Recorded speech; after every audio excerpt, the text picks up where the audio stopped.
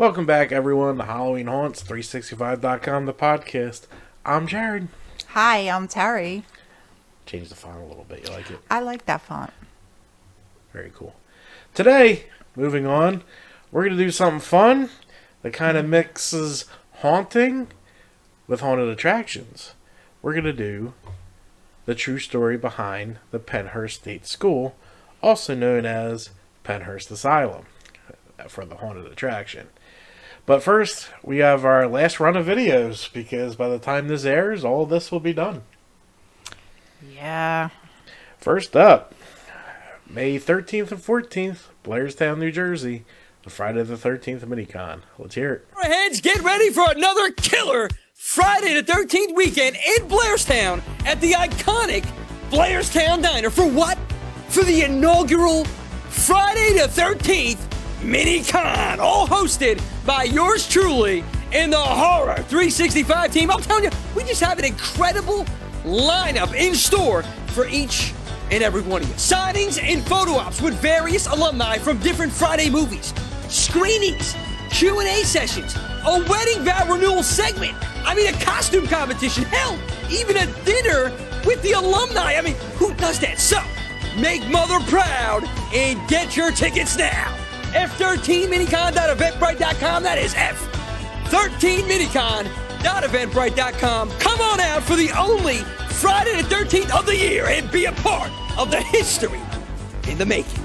We'll see you Friday the 13th. All right. Brothers of the Horror 365 throwing the Minicon. You'll have a link in the comments section down here to buy your tickets. Next up, open Friday the 13th and Saturday, May 14th. Field of Screams for their last bash before haunt season. Let's go.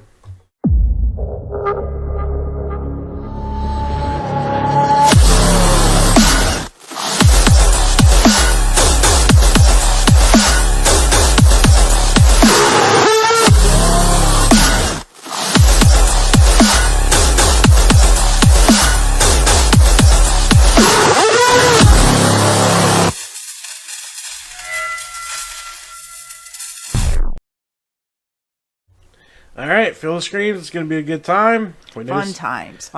We know some people showing up, so maybe we'll have them on for a little review after, because they don't really do that. Alright, so, we will be in attendance. Brighton Asylum, May 14th. One night only. Make sure you get there to see Frankie and all of them. Let's do it.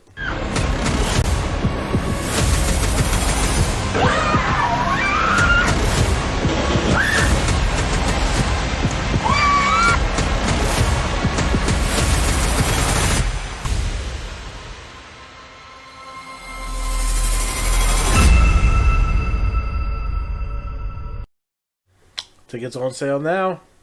That reminds me, I gotta pick up ours. Yeah. Be alright. We'll be fine. Alright. Also, one last video. Make sure you get to our store and buy some cool shit. If you don't want logo gear, we also have haunt shirts, Halloween shirts, and more coming. Well, I might make some more tomorrow. We'll see. Let's go.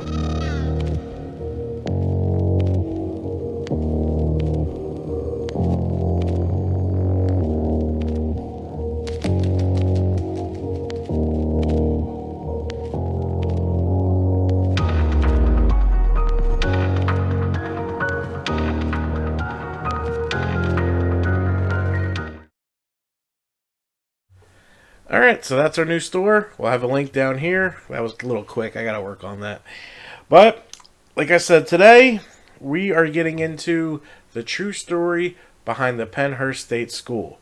I got an intro video, and I do have a warning. This is not going to be very PC or woke or whatever, but it was the 1900s. I don't know what to fucking tell you. Let's get to the intro video.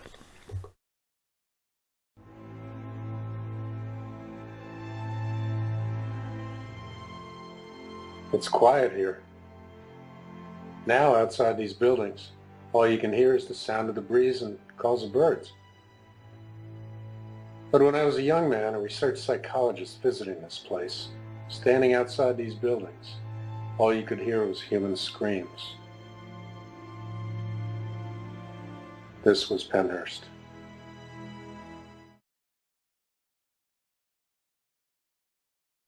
Alright, so let's get into this. That's some creepy stuff. Is it though? Yeah, I don't. It's just. I mean, it's not hard like to believe. it's not like that, Waverly where they have a death shoot. You know what I mean? Yeah. So we'll get into that. I'd love to go there. Waverly.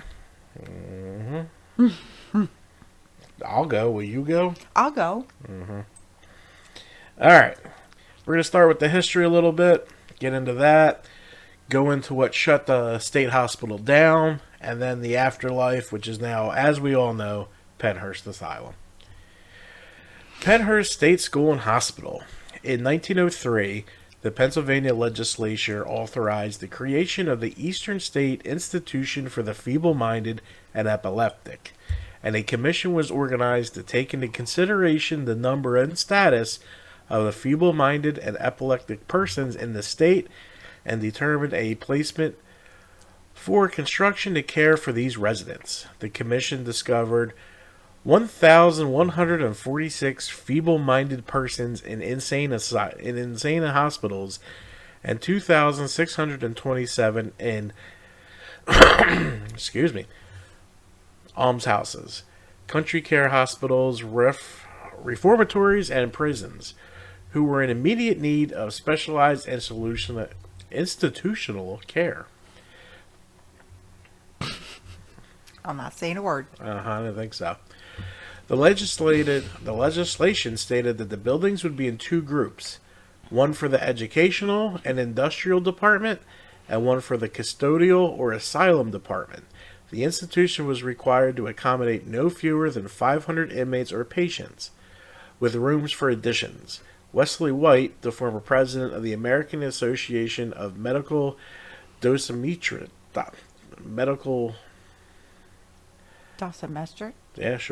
was appointed superintendent of the facility. So Wesley White was in charge of the facility.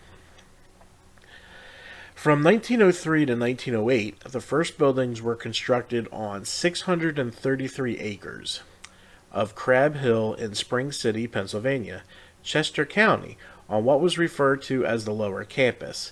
Out of the first few buildings constructed, F was the girls' dining room, G was the kitchen and storeroom, H, I, and K were a cottage for girls, N was the boys' dining room, P was the teacher's home, Q, T, U, and V were a cottage for boys, R was a school, W was laundry and sewing, and X was the powerhouse.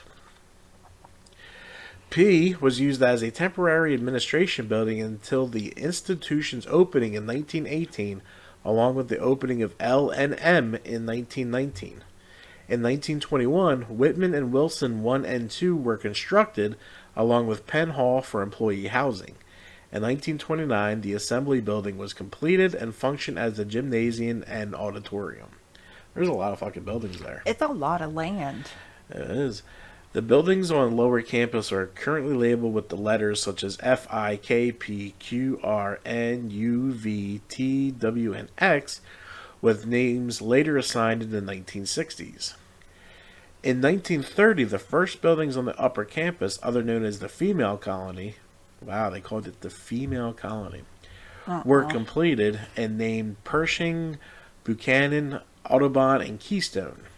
Capitol Hall was erected after World War II along with Devon constructed on the lower campus. Horizon Hall opened later in 1971. Pretty crazy.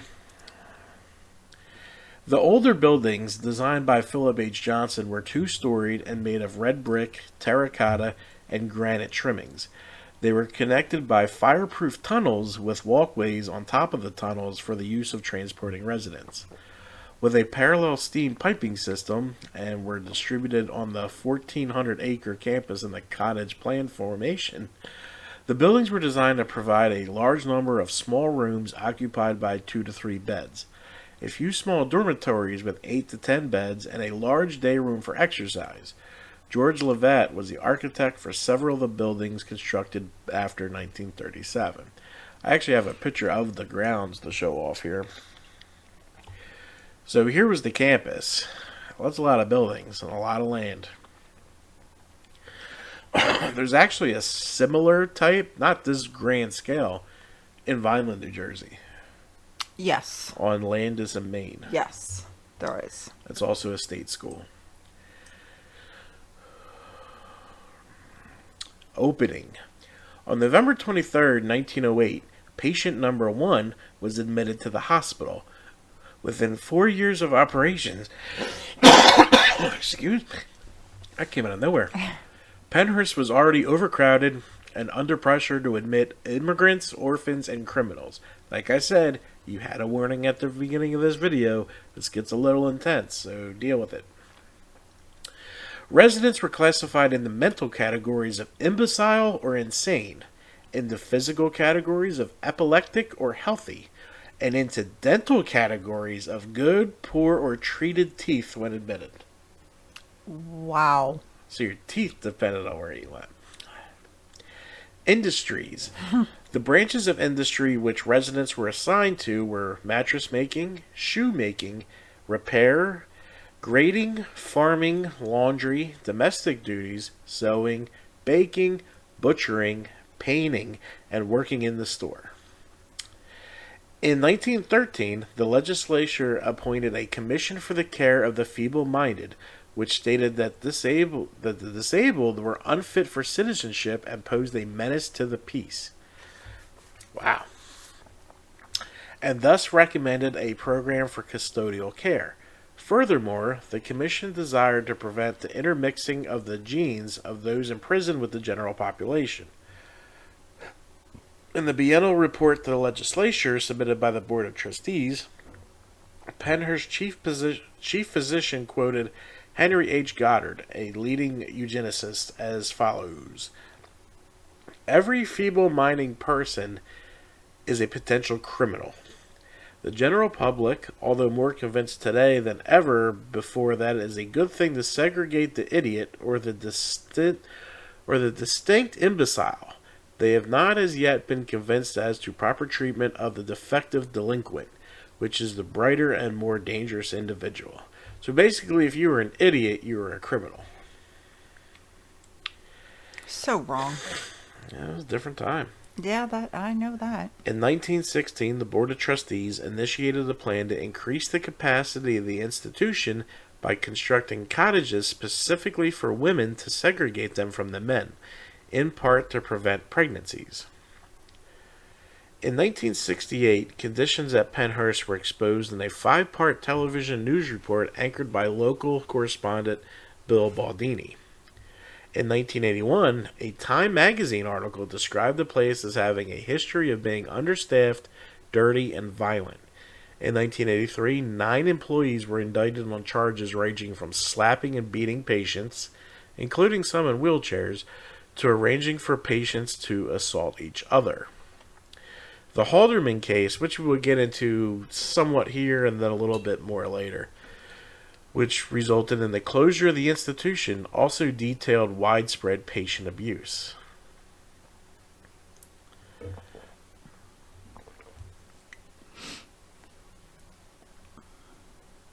That's one thing I did not know. Like, what closed it? Oh, yeah. So we'll get into the exact reasons in that case. This is just a bunch of stuff we're just going to read a little bit. The United States Department of Veterans Affairs, or the VA, acquired the upper campus of Pennhurst and began work to reuse it as a veterans home after it was shut down. In 1986, the upper campus cottage units reopened as the Southeastern Veterans Center. In 1990, renovations began on Horizon Hall, one of the newest buildings at Pennhurst, as part of the project to establish a nursing facility at the Veterans Center. It reopened in 1993 as Coates Hall. After many years of determining what to do with Pennhurst, Congressman Jim Gerlach sought to establish a federal veterans cemetery at Pennhurst in 2003, but the VA rejected the proposal. In 2001, the state adopted the Keystone Principles concerning the state's duties to maintain historic property and to consult with the Pennsylvania Historical and Museum Commission before transferring the property into private hands.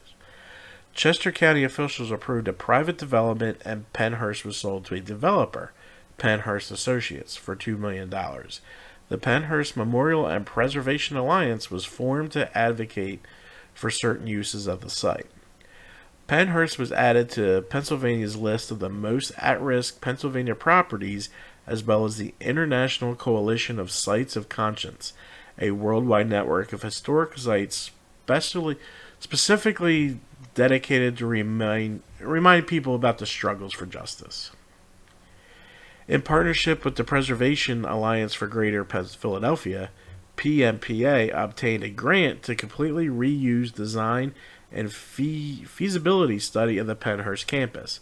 By 2010, the administration building had been partially renovated and reopened as the Pennhurst Asylum seasonal haunted attraction. The attraction has been successful, though controversial among locals and those previously affiliated with Pennhurst. Now, when we first covered Pennhurst on the website, I did get comments about that. One or two saying that it shouldn't be held there because people struggle. But a lot of that money from the haunted attraction does go to that. Even though the Pennhurst Memorial and Preservation Alliance is completely against them being there. That I did not know. Yes. They didn't want them there. I read that, and I might even have this later in here. So, I mean, the campus is still generating money. And we'll get into what else Pennhurst has to offer other than the haunted attraction afterwards. Penn Organic Recycling LLC operated on 4.5 acres of Pennhurst, offering topping, composting, and food waste services. The Department of Environmental Protection permitted the composting operation at Pennhurst to contain no more than 25 tons. It is no longer in operation. In 2015, the Pennhurst Memorial and Preservation Alliance began working with the Southeastern Veterans Center to obtain the superintendent's residence for a future museum and interpretive center. By the end of 2016, demolition had begun on some of the buildings on the upper campus. In 2017, bookings for daytime history tours, photography tours, and overnight paranormal investigations became available through the Haunted Attractions website. Proceeds from the tours go towards the upkeep of the ground and the restoration of the remaining buildings. So, like I said, we had it in here. The Travel Channel's television show Destination Fear filmed at the location for the 5th episode of their first season in 2019. By 2020, Hershey, Rockwell, and Dietary Halls were all deemed unsafe for reuse. That March, demolition began, and by November, all 3 buildings had been demolished. On June 8, 2021, heavy metal band Motionless in White performed their Deadstream 2 live at Pennhurst concert on the grounds in front of the main building entrance. The concert was streamed the following day. So this is an excerpt from the actual Pennhurst Memorial and Preservation Alliance website. Contrary to myth, Pennhurst was not a place where evil people wrought intentionally evil schemes, but that makes the meaning even more relevant and the danger even more real. The neglect rising to the level of abuse described in the groundbreaking Pennhurst litigation, excerpted below, was perpetrated by our own society, in our own backyard, within our lifetimes.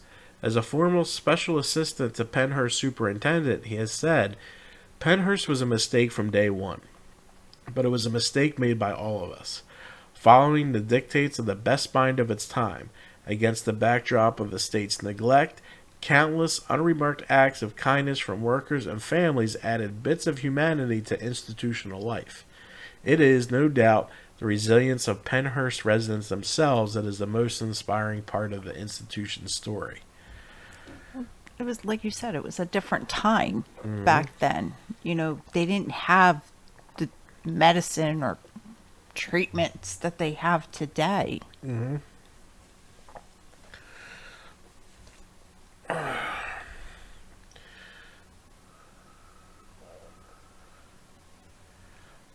I never went on a day tour there.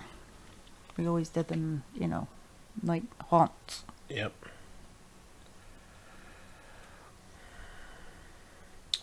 Despite the obstacles institutionalization presented, many of Pennhurst residents found ways to prosper. They lived lives of inner dignity and grace, in an ammonia-washed world designed to strip that dignity from them. This was especially true with the individuals who made up the working patient. Day in and out, they proved their worth helping to care for their worse-off peers by assisting the paid staff in nearly every aspect of life at Pennhurst. Even the most severely disabled found ways to assert their individuality and retain their humanity in the face of a system that dehumanized them in a million different ways. Many people who were told for years that they could not succeed beyond Pennhurst gates proved the professionals wrong, going on to live independent lives worth value in the community long after the administration building's great oaken doors slammed shut for the last time. Just as we remember the sadness, we also need to acknowledge these quiet triumphs of human spirits. So this is Halderman versus Pennhurst State School. This goes deeper into what we were talking about. These are right out of the federal district court case of Halderman versus Pennhurst State School. No psychologist.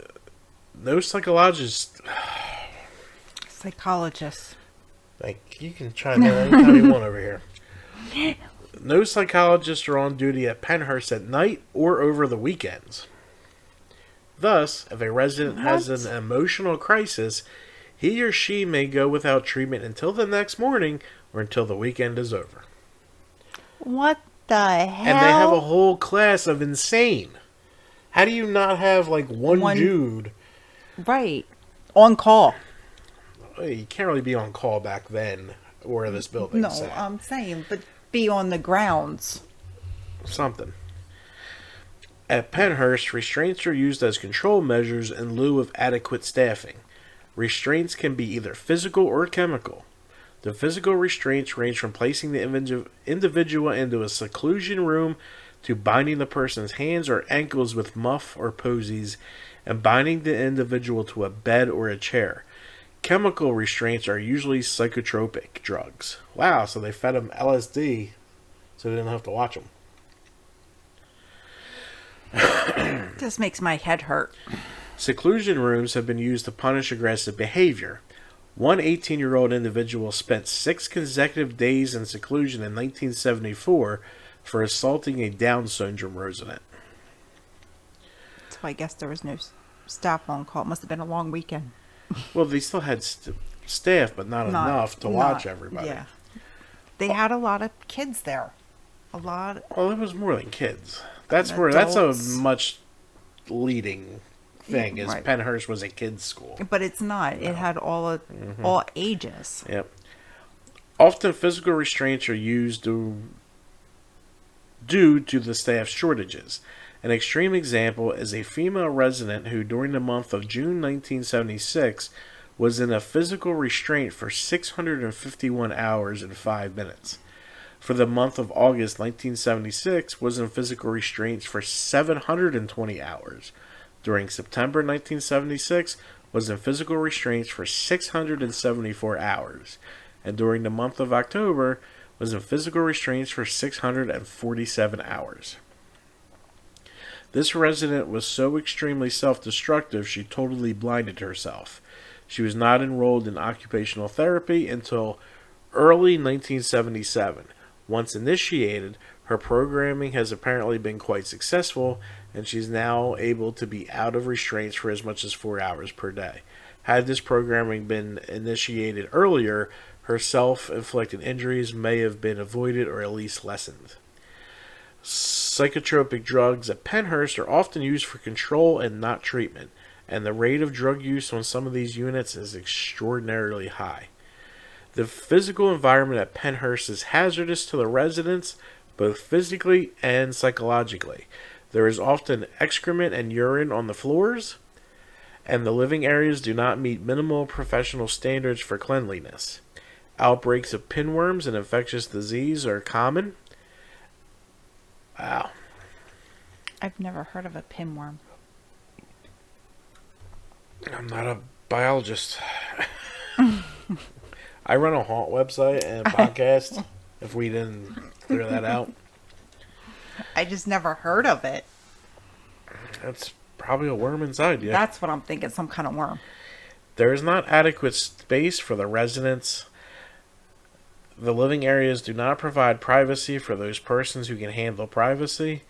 There does not seem to be adequate activity areas or program areas or even general activity areas within the general living area or even adequate activity programs areas away from the home living area. So basically they got rid of all the things they planned for the gym and the stores and packed it full of patients. Yep. Is what I'm getting. That's what I got out of it, too. The environment at Pennhurst is not only not conducive to learning new skills, but it is so poor that it contributes to losing skills already learned. For example, Pennhurst has a toilet training program, but one who has successfully completed the program may not be able to practice the newly learned skill and is therefore likely to lose it. Moreover, most toilet areas do not have towels, soap, or toilet paper, and the bathroom facilities are often filthy and in a state of disrepair.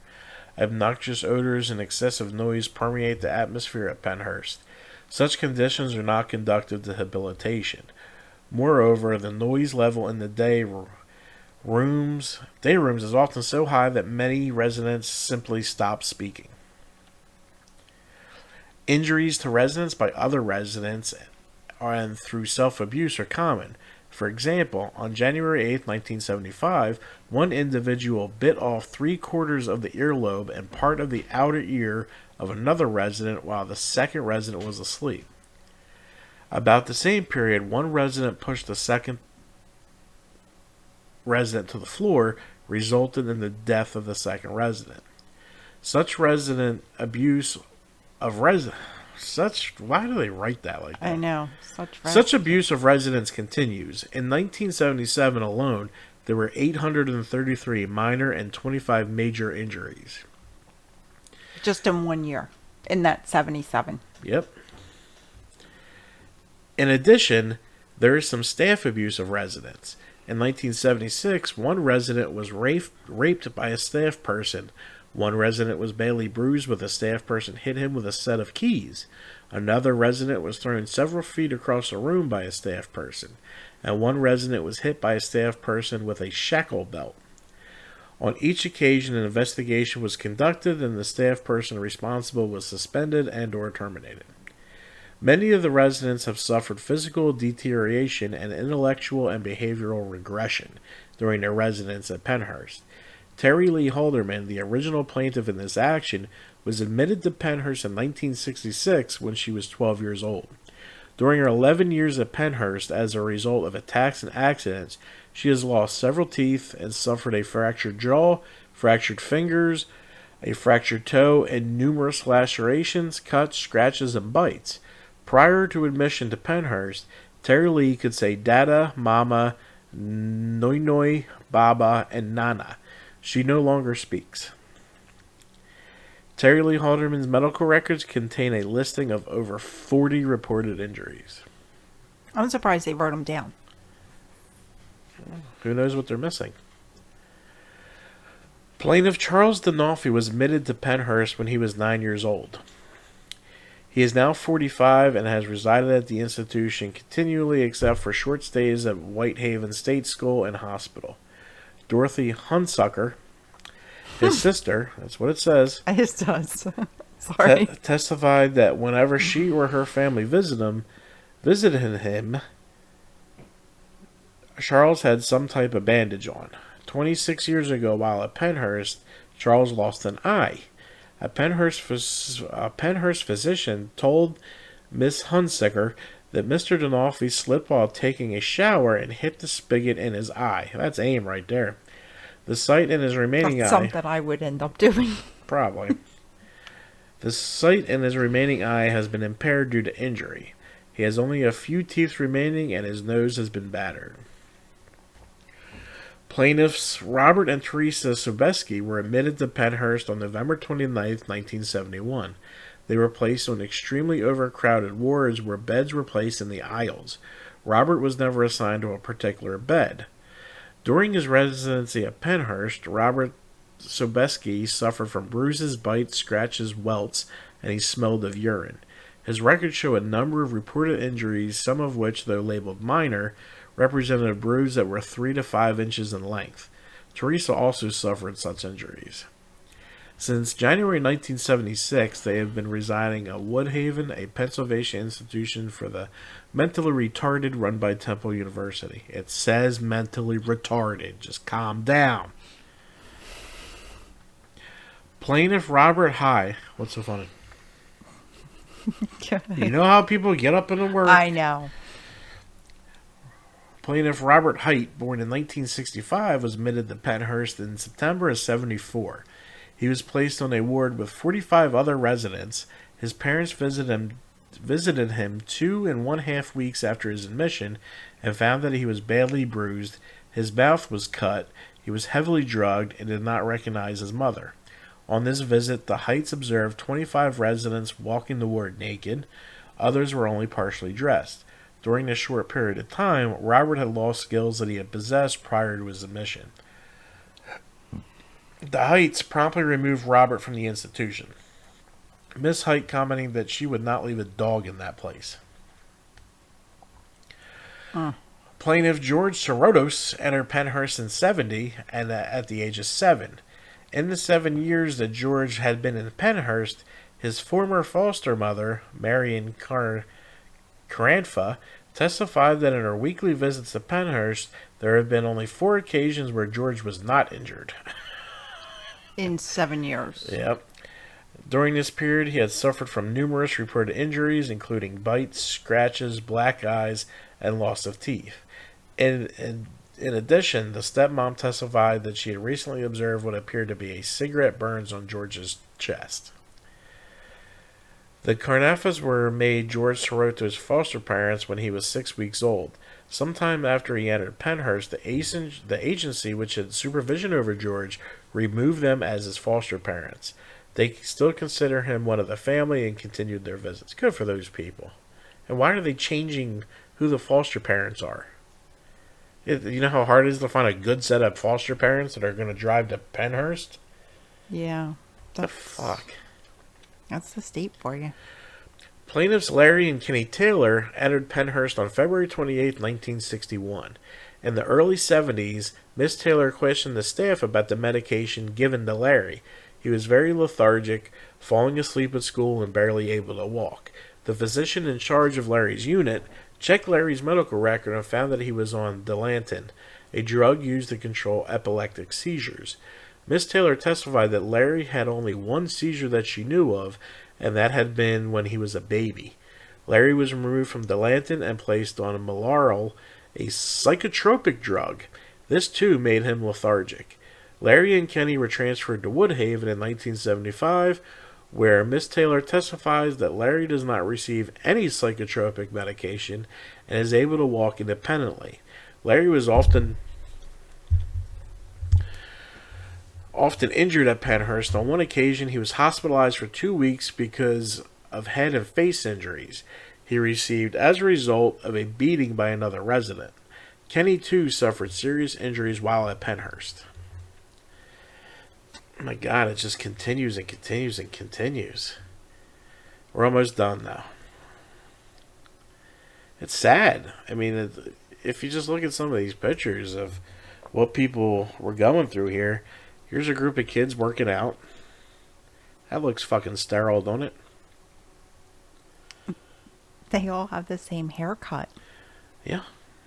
Same clothes, same everything. Then we have... Yeah, they all look way too skinny. Tell me that doesn't look like a picture out of Alcatraz. Yeah, like they Not didn't... Alcatraz, Auschwitz. Yeah. Like they weren't probably feeding them. Yeah. Maybe one meal a day. Because they were all drugged up. They didn't probably eat. They didn't know where they were. Plaintiff Nancy Bowman entered Pennhurst at the age of 10 in 1961. She was placed on a large ward which had 65 residents and often only 2 child care aides in attendance.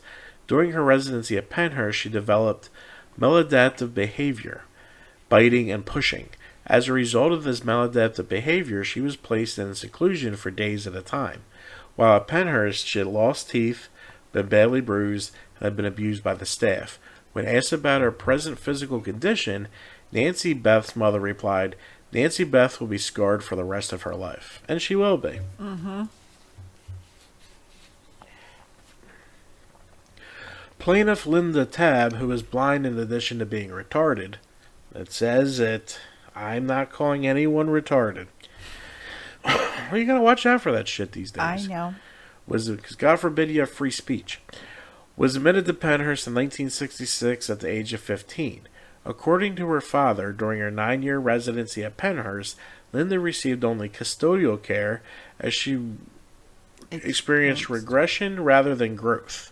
So it's just, people are getting worse, not better. Right. Time on the ward was spent sitting and rocking with few activities. During one of her visits in 1968, Linda's parents found Linda, a person capable of walking, strapped to a wheelchair by a straitjacket. A staff member explained that by strapping her into the chair, they would know exactly where Linda was.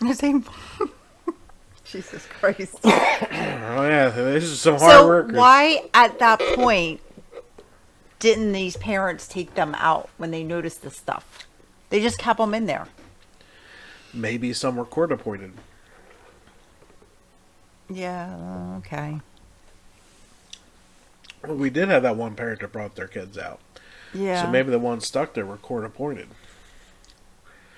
Apparently 21 of the 45 living units at Pennhurst are locked to prevent individuals from leaving their units.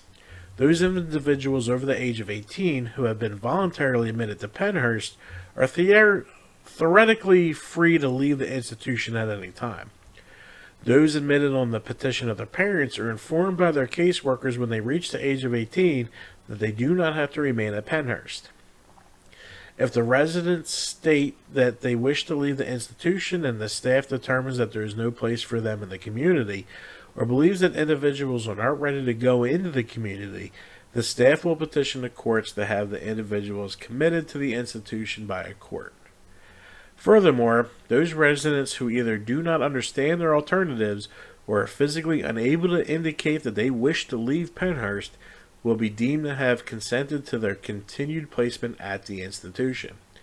Thus, the notion of voluntariness in connection with admission as well as in connection with the right to leave Pennhurst is an illusionary concept. Few, if any, residents now have, nor did they have at the time of their admission, any adequate alternative to their institutionalization. As a practice matter, Pennhurst was and is their only alternative.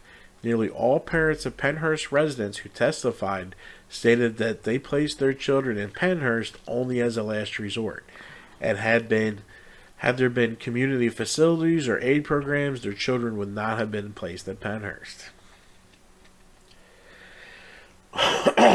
Now, we hear a lot of stories. There's even paranormal Ghostbusters and tours, daytime tours, nighttime tours, ghostbusting tours at Pennhurst. I have not been able to find a figure for how many people died at Pennhurst. We can see if we can't find out real quick, but I don't remember finding anything. There were some deaths, of course. As you can see, some people were killed.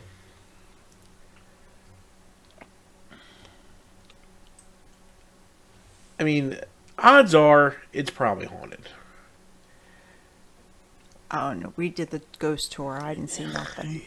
Right, but ghosts come out when there's 50,000 people on the grounds we know because that. it's an open haunt night.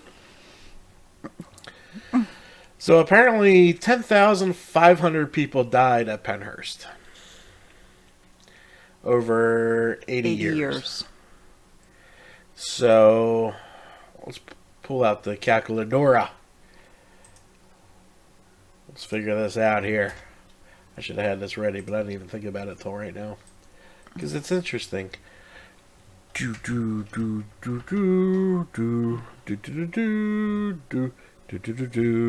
I do math because I'm smart. 131 people a year died there.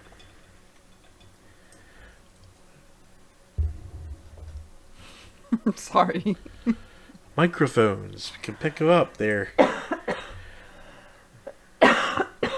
So I'm going to read this and then we'll get to what we think. Is Pennhurst School, now known as Pennhurst Asylum, which we have a picture of right here and have been to a few times. It's been a while since we've been there, though. Yeah, it's been a while. That picture is courtesy of Rogues Hallow. They made that because it's such a dope picture. It's beautiful. All right, so let's get that out of the way. And let's get into this. From what we can find is that many of the ghost hunting TV shows have visited parts of Pennhurst. You can take whatever stock you want in that. We tried to dig a little deeper. So, in 2012, there was a book called Ghost of the Mayflower by Tamara Lawrence about her days of working in the Mayflower building at Pennhurst. In the excerpt she writes, a nurse who gives invisible shots, a girl who likes to dart in the corners, and a man who still sits in the common room. The book also spawned a sequel. But I'm having a hard time judging hauntings by books thanks to the DeFeo Yes. lawyer who made this whole book, Yes. and Jay Anson. So this woman saw some shit. Supposedly. I did find a cool article. It's funny because the way it's worded, that's what happens when you walk in that building. You get greeted by the nurse, and you walk around the corner, and there was that little girl that came around that grabbed Tom's leg. Yeah. How would you remember that? Because I remember teasing the child. And I've never been in there, and I said, somebody's going to yank at your pant leg going, help me, and she actually did it. Ripley's BelieveItOrNot.com sent a few Ghostbusters and a psychic in and had tons of activity. They did this, of course, in October of 2019. Why do we always have to go find out if shit's haunted in October? That right there just... Are you doing it because it's the season, or do you give a shit if there's ghosts in Reminds there? me of some other people that only comes out in October.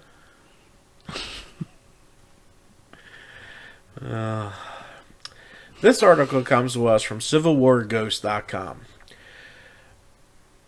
A site of otherworldly urban decay.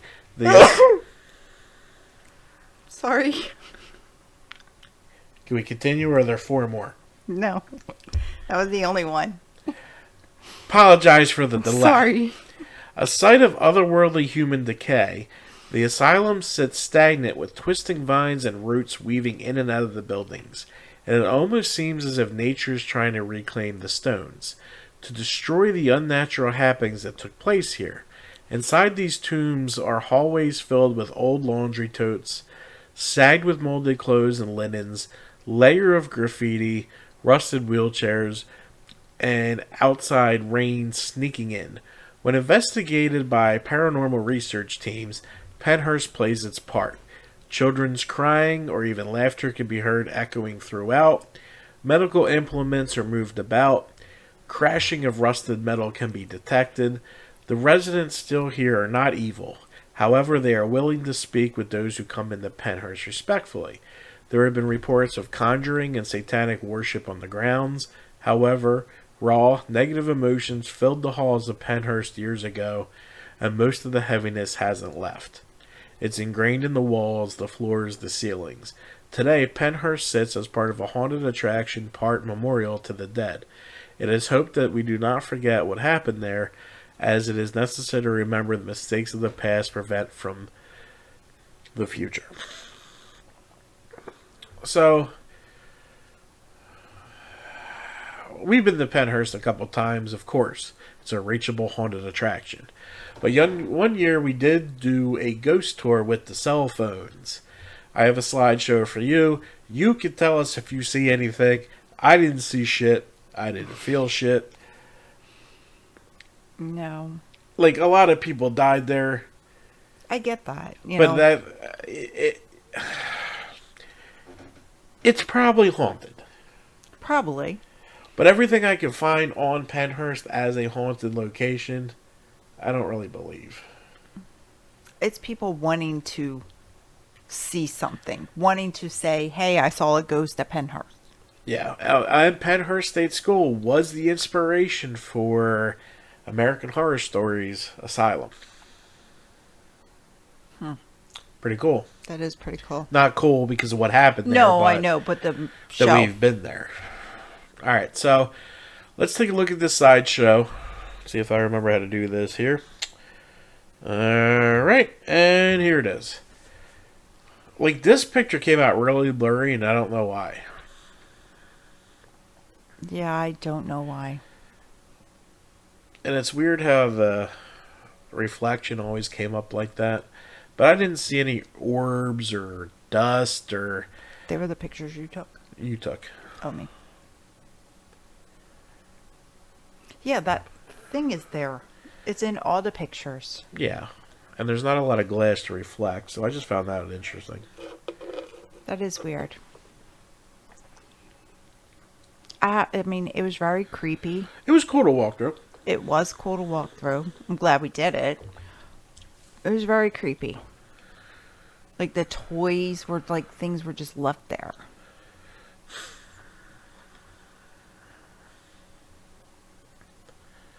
Yeah, so if you could tell us why the Flash left that circle there without glass the whole time, please let me know. Like, I understand why it's there because tile's shiny, but the walls aren't shiny, so why is it always there? See, it's there again. And I used an iPhone for that. Yeah, an old one. Because this was back in, like, I think 2015 we did this. Yeah. You like how I did that slide? So that was pretty cool. I did. Learning You're learning. Learning shit. You're awesome. All right, so what's your opinion on Pennhurst? I feel as though, yes, it probably is haunted. But I think they make things, and let's say they make an anthole out of the Grand Canyon. Like, I don't know what I'm trying to say, but a little thing. It's a little thing. They're making it real big. I gotcha. I don't really think. Is it haunted? Yes, it probably is. Okay. I mean, our house was. Yes. Like I said, 10,500 people lost there. Odds are there's some haunting a few. going on. It probably is. It is really creepy walking the grounds, and then you see all the swing sets, Right. and everything left from the kids, and you actually do go into the tunnels as part of the attraction. If you still do, I'm not sure. I haven't been there in 5 years. Wow, it's been that long. Yep, but we're going back this year. Yeah, the tunnels were creepy. We got to go back. It's been long enough. So What do you think? I just said I think it's haunted. You think it is? Yeah. I mean, it's not Waverly Sanitarium haunted, where it was a tuberculosis asylum, where you were pretty much brought there to die. And they had a body chute to dump dead bodies. I heard about that. Heard about it. It's real. I know, but I didn't see it. Oh, it's a big concrete fucking chute. And they had a tour group there a couple weeks ago, and there was a tornado warning. So guess where they made everyone go? In the chute? Oh, hell no. One of the most haunted areas in this country is that chute, and they made them all get in there. I guess that's the safest place, but... Well, it's a concrete tube, so I'm sure it's pretty safe. No. Nah. I mean, I would like to look at it, but yeah, I'd like to go there. But Some not crawl in there. crazy stories out of that Where place. is that exactly? Why are you going to put me on the spot like that? I don't know. Because that's what I do. God, we're recording. You can't just ask me after. Now hiring. HalloweenHaunts365.com. You're an ass. Horror knowledge, haunt knowledge, maybe reads a little more. You're an ass. Well, I mean, that's been our show. The true story behind Pennhurst. A lot of pain, a lot of suffering, a lot of mistakes. It is a pretty building. I get what they were trying to do. Yes. And in the late 1800s, early 1900s, institutionalization was the way we worked. It's how Eastern State Penitentiary worked. It's how all the prisons worked. You were supposed to institutionalize yourself to get out. We found out in the 60s and 70s that didn't fucking work. But this went to 1986. What do you want me to do? That's the weirdest thing. But think about the 80s. Nobody gave a shit. No, everybody was with the big hair and on the fumes of Aquanet. Well, think about the 60s. Everyone's taking drugs. 70s, everyone's worried. You got the war. I mean, you weren't worried about this shit. People's feelings didn't matter until, like, last year. Sad enough to say, but it's true. 2020, it's when it started. Yep. But we'll get there. We got some haunt stuff coming up. A couple more interviews coming up. We go to Vegas. Yes. We go to Vegas. So we will be heading to the Zach Bagans Haunted Museum.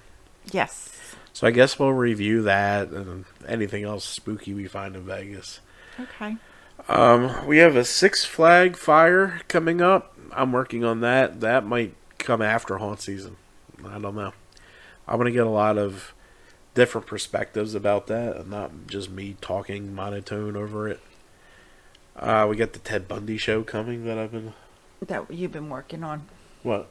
No, my back just had like a spasm. Yeah. We got the Horror 365 interview coming if those guys ever, They have a lot on their plate right now. I've been trying it for 6 weeks. I know, but now it's getting down to the wire.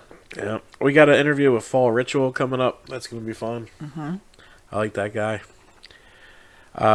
This has been Pennhurst State School. So, tell us what you think. I mean, I can see why people are upset there's a haunted attraction on site, but it's the perfect place to have a haunted attraction. Like I said, if I could afford the Amityville, it'd be a haunted attraction. The neighbors could suck a dick. All right, tell us how you really feel. It'd be the greatest haunted attraction in the history of the world. Either that or make it a bed and breakfast. Like a B&B. You get $200 a night or $40 every 3 minutes. Where are you going to park there? Oh, I'll figure that out. That's fine. Where are you going to park? If I can figure out how to buy that house, I will master the parking. I'll buy 3 lots over there and bus them in like they have to do at Pennhurst. Yeah. And it'd just be a busload at a time. None of the neighbors would be bothered. It'd be the perfect haunted attraction. I've thought this through. I see that. Yeah. You know what else would make a great haunted attraction? That Richland ice cream shop there on Route 40. I know. I drive by it it's every Art day. Deco. It's 50s all over. Half the building you can't use because I'm pretty sure the roof fell through. But it's big enough for at least a 20,000 square foot haunt. I think they're going to end up tearing that down. They started with the trees. We'll see. We'll see. We shall see. It's been there forever. But I'm telling you. They had good ice cream. You never been there? I don't remember. Probably not. But, like I said, it's a good place to put a haunted attraction. The haunted attraction, some of the money does go towards restoring the lands. So, like, I see why people have a hard time with it, because people did suffer there. But they suffered at Eastern State. No one's bitching there's a haunt there. Mm-hmm. So, I mean, listen, haunts make money. And like you said, they weren't, it wasn't just kids. Right. And if Pennhurst Asylum is not there, does anyone give a shit about the Pennhurst State School? Nope. No. Just saying. No. Keep doing what you're doing, Pennhurst. You guys are awesome. We'll see you this year, definitely. Reach out. Let me know if you guys want to do an interview. I'm going to send you guys an email soon. But that's all I got for you today at Halloween Haunts, 365.com, the podcast, where every day is haunt season. Goodbye. Bye.